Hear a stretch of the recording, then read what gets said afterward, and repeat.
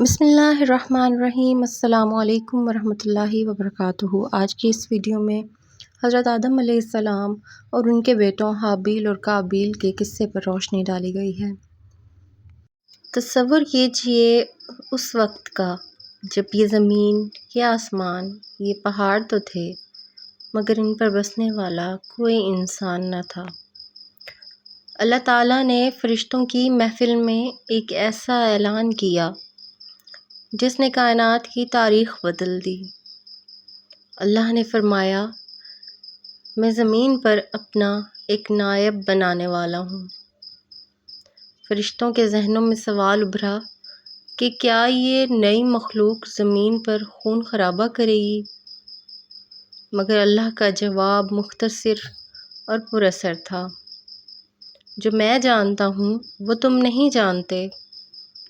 اور یہیں سے ہماری اور آپ کی کہانی شروع ہوتی ہے۔ تخلیق آدم اور علم کا امتحان۔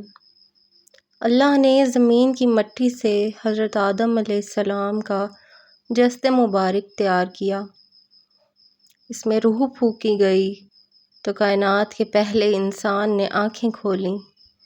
اللہ نے آدم علیہ السلام کو وہ علم عطا کیا جو فرشتوں کے پاس بھی نہیں تھا، یعنی چیزوں کے نام۔ جب فرشتوں کے سامنے ان کا امتحان لیا گیا تو فرشتے عاجز آ گئے اور آدم علیہ السلام کی علمی برتری ثابت ہو گئی۔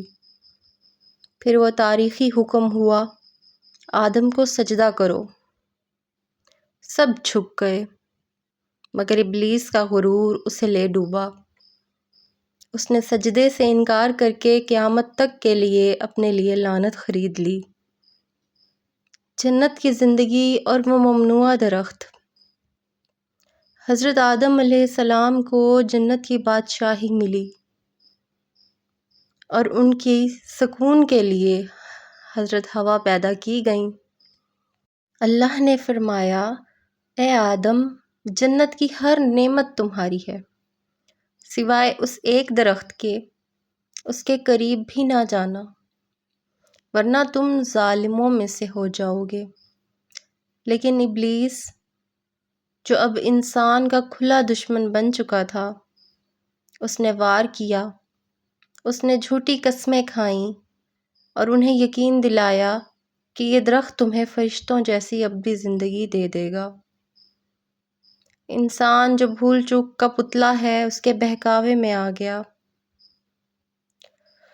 آج بھی یہ سب کچھ ہو رہا ہے اور شیطان انسان کو بہکانے کی ہر ممکن کوشش کر رہا ہے۔ توبہ اور زمین کا سفر۔ جیسے ہی انہوں نے اس درخت کا پھل چکھا، ان کے جنتی لباس اتر گئے۔ وہ دونوں شرمندگی سے درختوں کے پتوں سے اپنے آپ کو ڈھانپنے لگے۔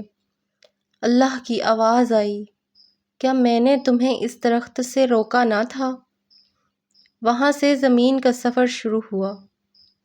آدم اور حوا کو الگ الگ مقامات پر اتارا گیا۔ روایات کہتی ہیں کہ وہ رو رو کر معافی مانگتے رہے۔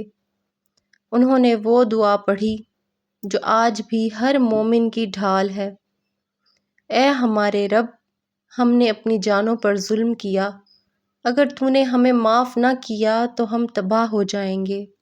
ربنا ظلمنا انفسنا وان لم تغفر لنا وترحمنا لنکونن من الخاسرین۔ یہ دعا پڑھنے کے بعد آخر کار جبل رحمت پر ان کی توبہ قبول ہوئی اور وہ ایک بار پھر مل گئے۔ حابیل اور قابیل، حسد کی پہلی داستان۔ زمین پر نسل انسانی بڑھنے لگی۔ آدم علیہ السلام کے دو بیٹے تھے، حابیل جو نرم دل اور اللہ کا فرمانبردار تھا، اور قابیل جو سخت مزاج اور انا پرست تھا۔ ایک جڑواں بہن کے نکاح کے معاملے پر تنازع کھڑا ہوا۔ اللہ کے حکم سے دونوں کو قربانی پیش کرنے کا کہا گیا۔ حابیل نے اپنے ریوڑ کا سب سے خوبصورت مہنڈا پیش کیا، جبکہ قابیل نے کسان ہونے کے باوجود اپنا گھٹیا اناج قربانی کے لیے رکھا۔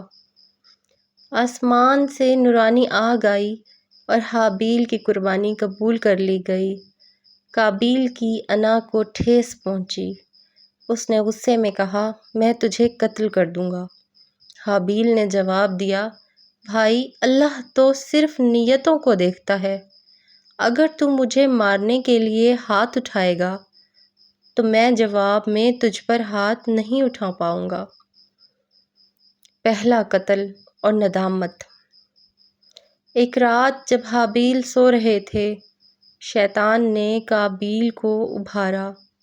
اس نے ایک بھاری پتھر سے اپنے ہی بھائی کا سر کچل دیا۔ خون زمین پر بہہ نکلا۔ یہ انسانی تاریخ کا پہلا قتل تھا۔ قابیل لاش دیکھ کر گھبرا گیا۔ وہ اسے کندھے پر اٹھائے پھرتا رہا۔ تب اللہ نے ایک کوا بھیجا جس نے زمین کھود کر مردہ کوے کو دفن کیا۔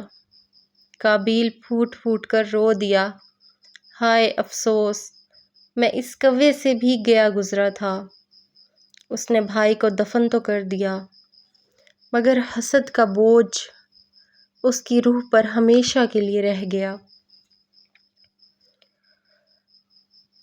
اختتام اور حاصل کلام۔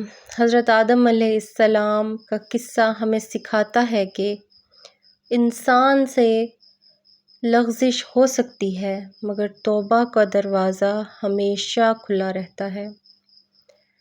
یہ ہمیں خبردار کرتا ہے کہ حسد وہ آگ ہے جو سب سے پہلے حسد کرنے والے کو جلاتی ہے۔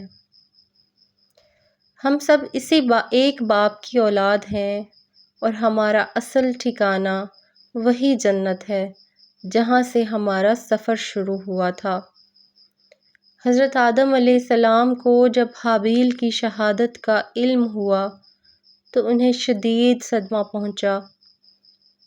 قابیل اس واقعے کے بعد اللہ کی رحمت سے دور ہو گیا اور بھٹکتا رہا۔ رسول اللہ صلی اللہ علیہ وآلہ وسلم کی ایک حدیث کے مطابق قیامت تک دنیا میں جو بھی ناحق قتل ہوتا ہے اس کے گناہ کا ایک حصہ قابیل کو ملتا ہے، کیونکہ اس نے قتل کا یہ برا راستہ دکھایا تھا۔ سبق: یہ قصہ ہمیں بتاتا ہے کہ حسد انسان کو کفر اور اپنوں کے قتل تک لے جا سکتا ہے، اور اللہ کے ہاں صرف وہی عمل قبول ہے جو خلوص نیت سے کیا جائے۔ حضرت آدم علیہ السلام نے سینکڑوں سال زمین پر گزارے اور اپنی اولاد کو اللہ کی وحدانیت کا سبق دیا۔ جب ان کی وفات کا وقت قریب آیا تو انہوں نے اپنے بیٹے شیث علیہ السلام کو اپنا جانشین مقرر کیا۔ آدم علیہ السلام کا قصہ ہمیں سکھاتا ہے کہ انسان سے غلطی ہو سکتی ہے، لیکن بہترین انسان وہ ہے جو توبہ کرے اور اپنی غلطیوں سے سیکھے اور اپنے رب کی طرف لوٹ آئے۔ امید کرتی ہوں آپ کو آج کی یہ ویڈیو اچھی لگی ہوگی۔ پلیز ویڈیو کو اینڈ تک لازمی دیکھا کریں اور لائک، شیئر اور سبسکرائب بھی کیا کریں۔ نیکسٹ انشاءاللہ حضرت شیث علیہ السلام کا واقعہ بیان کریں گے۔ بیل آئیکن کو پریس کر لیں تاکہ آپ کو ہر آنے والی اپڈیٹ ملتی رہے۔ جزاکم اللہ خیر۔ اللہ حافظ۔